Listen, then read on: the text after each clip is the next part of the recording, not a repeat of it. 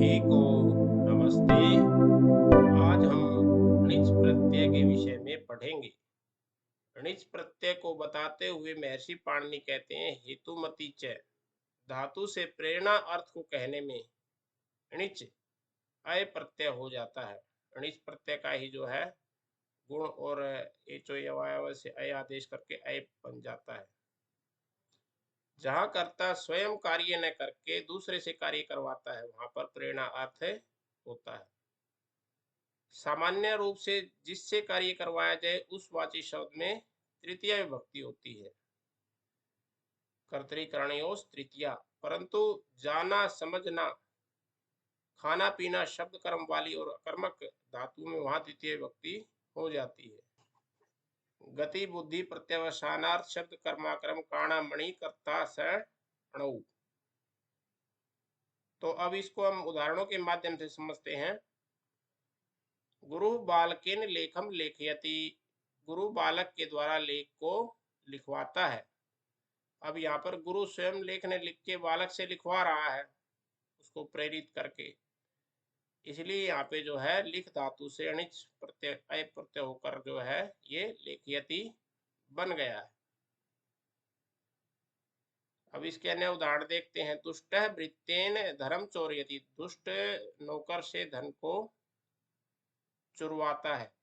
तो यहाँ पर भी प्रेरणार्थ हो रहा है, स्वयं चोरी न करके दूसरे से चुरवा रहा है, भृत्य से चुरवा रहा है, इसलिए जो यहाँ पे अणिच प्रत्यय हो गया है इसमें। और भृत्येन में जिससे चुरवा रहा है उसमें तृतीय विभक्ति हो गई है। बालक भ्रातरम स्वापयति। बालक भाई को सुलाता है। तो यहाँ पर सुलाने में स्वयं नहीं सो रहा है, दूसरे को उसको भाई को सुला रहा है प्रेरणा करके। तो यहाँ पर स्वप धातु से जो है यहाँ पे अणिच प्रत्यय हो गया है। राजा भृत्येन कार्यम कार्यति। राजा भृत्य के द्वारा कार्य को करवाता है। यहाँ पर भी स्वयं कार्य करके भृत्य के द्वारा कार्य करवाया जा रहा है, इसलिए यहाँ पे क्री धातु से अणिच प्रत्यय होकर कार्यति बन गया है।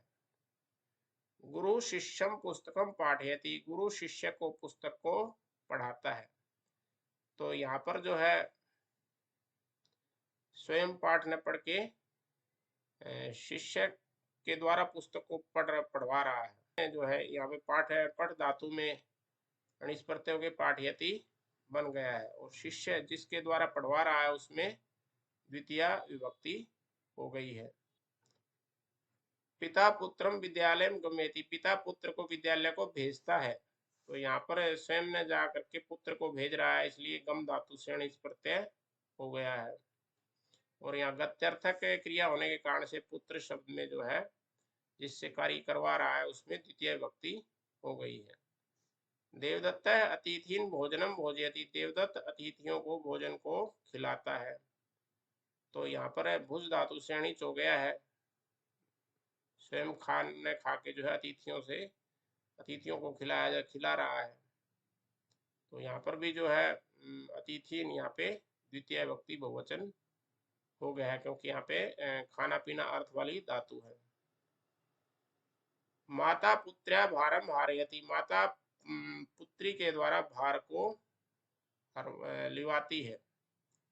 तो यहाँ पर भी जो है हरि धातु से अणिच होके हारयति बन गया। स्वयं कार्य न करके पुत्री से कार्य को करवा रही है।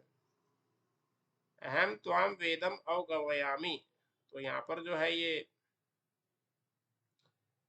मैं तुमको वेद को जो है समझाता हूँ, बताता हूँ। तो यहाँ पे शब्द कर्म वाली धातु है। वेद जो है शब्द राशि रूप है, तो इसलिए शब्द कर्म वाली ये मतलब शब्द कर्म वाली धातु है ये यहाँ पे, इसलिए वे द्वाम में द्वितीय विभक्ति हो गई है, क्योंकि मैं तुम्हारे द्वारा ही जो है वेद को पढ़वा रहा हूँ, बता रहा, समझा रहा हूँ।